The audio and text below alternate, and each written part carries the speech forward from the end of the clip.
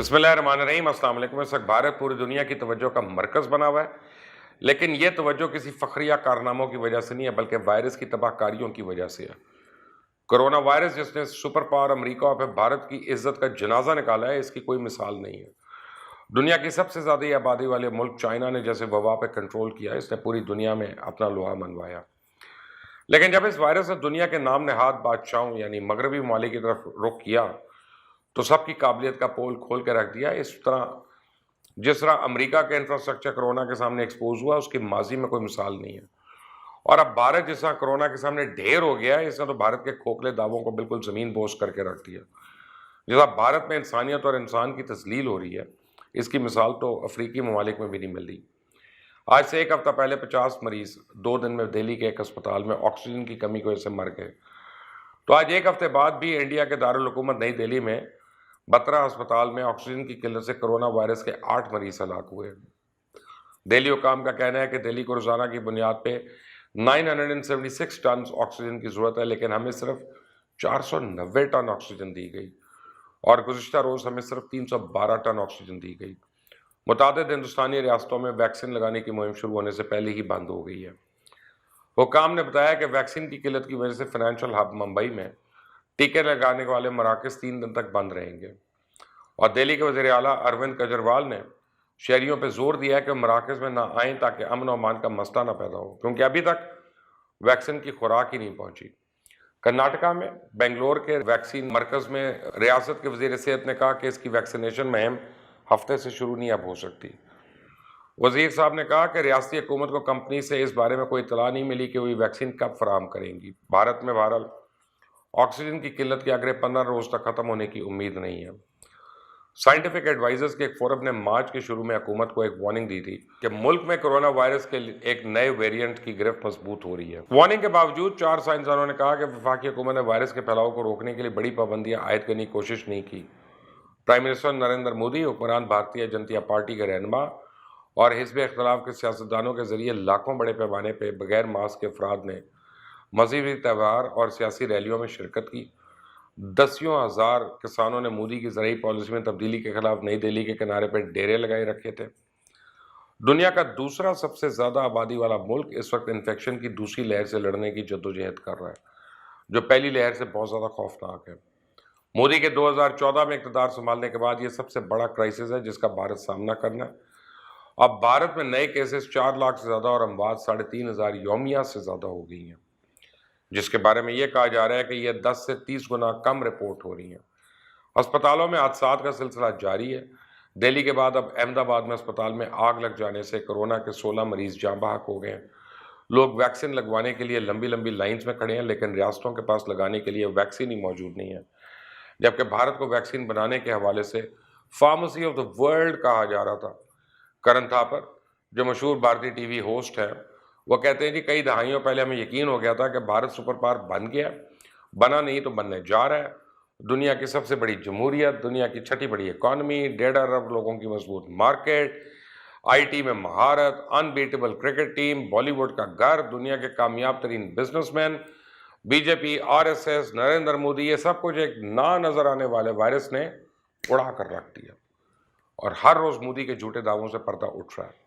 لیکن بدقسمتی سے مودی اس آفت سے بھی موقع ڈھونڈنے کی کوشش کر رہا ہے، اور وہ یہ کوشش قوم کے لیے نہیں بلکہ اپنی ذاتی نمائش کے لیے ڈھونڈ رہا ہے۔ جنوری میں مودی نے دعویٰ کیا تھا کہ بھارت نے کرونا کو شکست دے دی، اور پھر اسی سال 21 فروری کو بی جے پی نے پارلیمنٹ میں ایک ریزولوشن پاس کی۔ یہ بات انتہائی فخر سے کہی جا سکتی ہے کہ بھارت نے قابل، سینسٹیو، کمیٹڈ اور ویژنری لیڈرشپ وزیر اعظم نریندر مودی کی سربراہی میں نہ صرف کرونا کو شکست دی بلکہ تمام شہریوں میں آتما نربھر بھارت یعنی سیلف ریلائنس، خود انحصاری کی روح پھونکی۔ پارٹی اپنے لیڈر کو اس بات پہ خراج تحسین پیش کر رہی تھی کہ اس نے بھارت کو دنیا میں وبا کے خلاف جنگ میں بطور فاتح متعارف کرایا، اور تو اور بھارت کے وزیر صحت جو خود ڈاکٹر ہے، مارچ میں 1 مہینہ پہلے نیا ٹچ دیتے ہوئے فرماتے ہیں کہ ہم بھارت میں کرونا کو شکست فاش کرنے اور اسے جڑ سے اکھاڑنے کے آخری مرحلے میں ہیں۔ اسی غلط اور حقائق کے برعکس غیر سائنسی اور احمقانہ اسٹوپڈ جذباتی رویے نے بھارت کو اس مقام تک پہنچا دیا۔ جس وقت کرونا کی دوسری لہر کا لاوا پک رہا تھا، اس وقت فتح کے احمقانہ دعوے کیے جا رہے تھے، اور اس سے آپ اندازہ لگا سکتے ہیں کہ بھارت کے لیڈر عوام کو بیوقوف بنانے میں پاکستانی لیڈروں سے بھی 4 ہاتھ آگے ہیں۔ یہاں تو اسپیشل فیسلٹیز پہلی لہر کے دوران بنائی گئی تھی، وہ بھی بند کر دی گئی ہیں۔ آکسیجن کے 162 پلانٹس کی اجازت دی گئی، لیکن 9 مہینے تک اس کے ٹینڈرز بھی نہیں آئے، اور اس میں صرف 32 پلانٹ لگے۔ اور آج صورتحال یہ ہے کہ بھارت نے نہ صرف اپنے انڈسٹری میں استعمال ہونے والی تمام آکسیجن روک دی ہے، بلکہ دنیا بھر میں سے جو آکسیجن فروخت کرنے کے لیے تیار ہے، اسے 50,000 ٹن آکسیجن خریدی جا رہی ہے۔ بھارت دنیا میں سب سے زیادہ ویکسین بنانے اور ایکسپورٹ کرنے کا پرائیڈ لے رہا تھا۔ مودی نے ویکسین ڈپلومیسی شروع کر دی تھی، لیکن آج اس کے پاس اپنے شہریوں کو لگانے کے لیے ویکسین نہیں ہے۔ بھارت میں ممبئی میونسپل کارپوریشن سمیت کئی ریاستوں نے ویکسین لگانا روک دی ہے، کیونکہ ان کے پاس ویکسین ہی نہیں ہے، اور 1 سال سے بھارت ویکسین بنا رہا ہے۔ اسے اس بات کا اندازہ لگانے میں کتنا وقت لگ رہا تھا کہ 1.25 ارب لوگوں میں سے اگر 75% کو بھی لگوانی ہے تو کتنی ڈوز کی ضرورت ہے، لیکن آج 18 سے 45 سال کے لوگوں کو لگانے کے لیے ویکسین موجود نہیں ہے، اور ویکسین کیمپین سٹارٹ کرنے سے پہلے ہی بند ہو گئی۔ اور جس طرح بھارت وبا کے سامنے بے بس ہو گیا، اس کا سپر پاور بننے اور کہلانے کا غرور بھی مودی نے خود ہی خاک میں ملا دیا۔ کیا سپر پاور یا ترقی پذیر ممالک میں لوگ اس طرح بے بس ہوتے ہیں؟ اس طرح بنیادی ادویات کے لیے بلیک مارکیٹنگ ہو رہی ہوتی ہے؟ اس طرح تو غیر ترقی یافتہ 3rd ورلڈ ممالک میں بھی نہیں ہوتا۔ ملک جدوجہد کر رہا ہے، لیکن خود ہی پیدا کیے ہونے والے بحرانوں کے آگے بے بس۔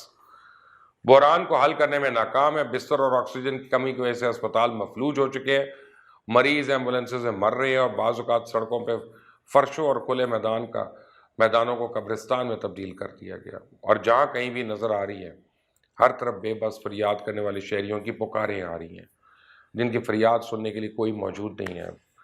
پوری دنیا کے پاس بھارت کے لیے خوفناک تصاویر ہیں جو فرنٹ پیج کی زینت بن رہی ہیں، اور جسے کسی کی زبان یا ذہن میں بھارت کا نام آتا ہے، بے بس کردار ان کے ذہنوں میں گردش کرنے لگتے ہیں، اور مودی کو دیکھتے ہی بے حسی نالائکی کے تصورات ذہن میں آنے لگتے ہیں۔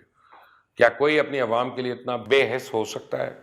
مارچ میں سائنسدانوں کی ٹیم نے مودی کو پیغام پہنچاتی کہ جی کرونا ملک میں خوفناک حد تک گرفت کرنے والا ہے، اور اسی مہینے مودی جلسوں سے خطاب کرتے ہوئے کہتا ہے کہ میں نے اس سے پہلے اتنے لوگ کہیں جمع ہوتے نہیں دیکھے۔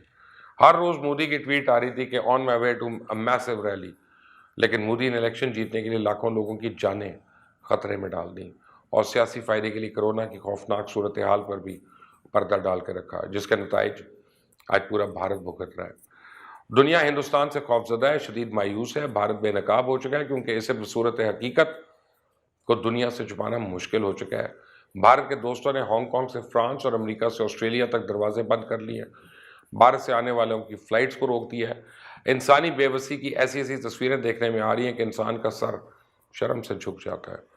ایسی صورتحال میں ہم بھارت کی عوام کے ساتھ اظہار ہمدردی اور دعا کر سکتے ہیں کہ اللہ تعالیٰ انہیں مزید مشکلات سے محفوظ رکھے۔ آئندہ تک کے لیے اجازت دیں۔ اللہ حافظ۔